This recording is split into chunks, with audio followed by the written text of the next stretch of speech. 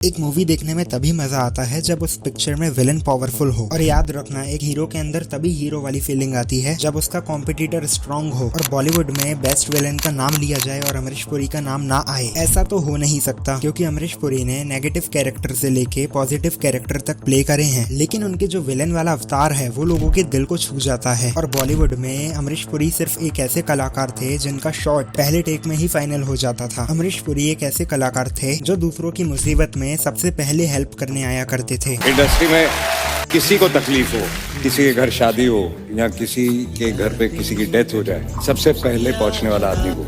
लेकिन उनको बॉलीवुड में एंटर करने से पहले कितने रिजेक्शन मिले, कितने लोगों ने उनका मजाक बनाया जब उन्होंने ये बताया कि उनको एक फिल्म एक्टर बनना है। 22 साल की एज में अमरीश पुरी ने अपना पहला ऑडिशन दिया, लेकिन वो उस ऑडिशन में रिजेक्ट हो गए उनके लुक्स और उनकी आवाज के चक्कर में। इंडस्ट्री को ऐसा लगा कि इनकी आवाज इतनी अच्छी नहीं है कि फिल्म में सूट हो जाए, तो अपना पहला रिजेक्शन एक्सेप्ट करने के बाद अमरीश पुरी ने अपना प्लान ड्रॉप कर दिया बॉलीवुड में एंटर करने का। उसके बाद उन्होंने एक गवर्नमेंट इंश्योरेंस कंपनी में एक क्लर्क की नौकरी करी और वहीं पर काम करते करते उनकी मुलाकात होती है एक थिएटर डायरेक्टर और ड्रामा टीचर से, जिन्होंने उन्हें यह एडवाइस दी कि तुम्हें अपना लक थिएटर में आजमाना चाहिए, हो सकता है तुम वहां पर सिलेक्ट हो जाओ। फिर उनके कहने पर अमरीश पुरी ने थिएटर ग्रुप ज्वाइन किया। उन्होंने सत्यदेव थिएटर ग्रुप ज्वाइन किया एक्टिंग सीखने के लिए, और वो उस ग्रुप के ग्रेट एक्टर भी साबित हुए। और उसी थिएटर में अमरीश पुरी की मुलाकात होती है श्याम बेनेगल से, जो कि एक डायरेक्टर थे और वो उस वक्त अपनी पहली फिल्म अंकुर पर काम कर रहे थे। और तभी श्याम बेनेगल ने उन्हें काम भी दिया। जब भी श्याम बेनेगल एड फिल्म या फिर डॉक्यूमेंट्रीज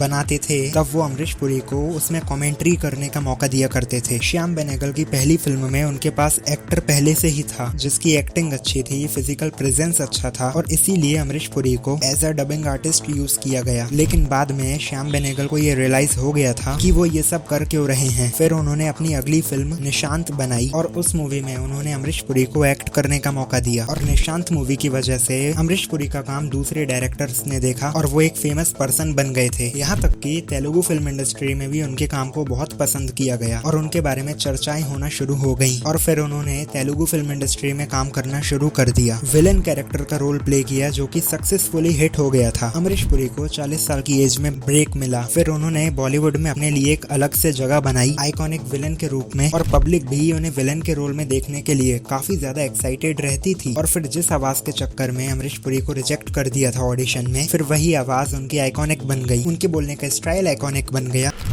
मोगेम्बो खुश हुआ, उनकी हंसी आइकॉनिक बन गई।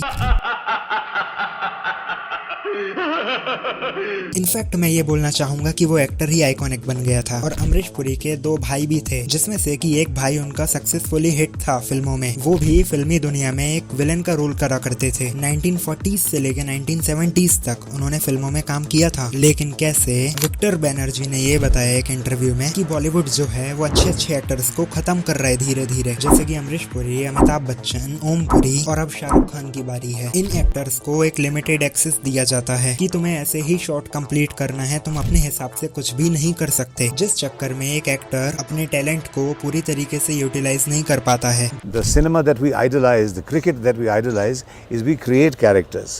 So Mr. Bachchan cannot move out of his shell. You have created a shell for him and he has to continue acting like that. You know, a great actor like Amrish Puri you destroyed. Great actor like Om Shiv Puri you destroyed. You know, because you made them into clowns. एक pocket में डाल के कि आप ऐसे ही करो, नहीं तो हम मानेंगे नहीं आप उसी खांचे में। हाँ, नहीं तो we will not accept you.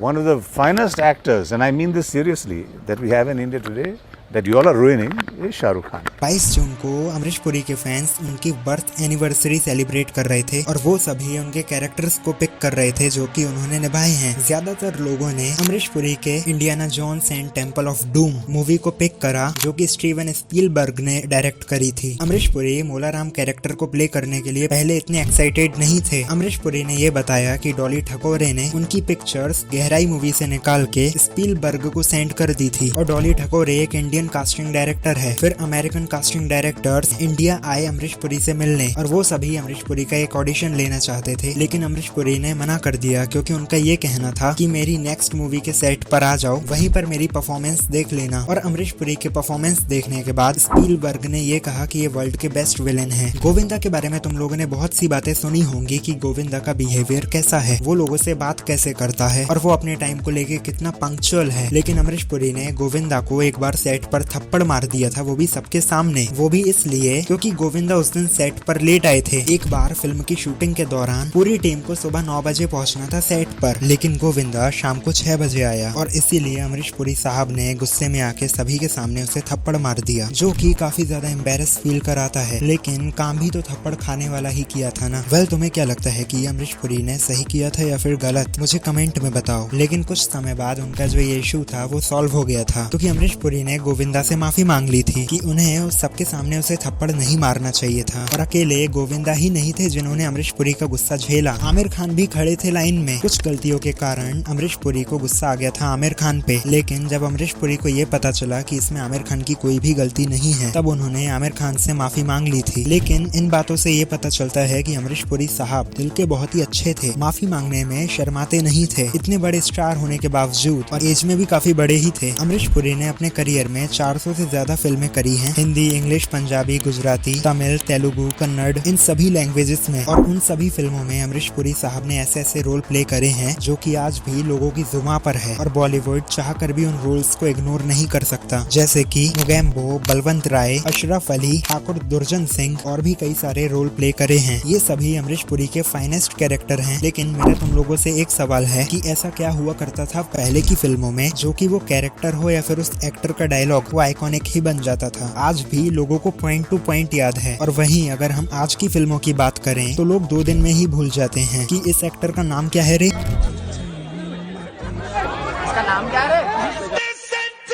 Amrish Puri को एक बार शक्तिमान सीरियल में रोल ऑफर हुआ था किलविश का, लेकिन वो उन्होंने मना कर दिया ये कह के कि ये स्क्रीन बहुत छोटी है उनके लिए फिल्म स्क्रीन के मुताबिक। अमरीश जी एक बार गलत स्टेटमेंट दे गए थे जब उनको कहा था मैं उनको किलविश बनाना चाहता। बोला ये कैमरा मेरे लिए बहुत छोटा है, ये स्क्रीन टीवी का मेरे लिए मुझे अच्छा नहीं लगा। मैंने कहा चल नहीं पूछते इनको। फिर मैंने सुनते मना कर दिया। मना नहीं कहता, एक स्टेटमेंट पढ़ा मैंने किसी इंटरव्यू में, मैंने उनका एक बोलते हुए देखा, आप टीवी में क्यों नहीं काम करते?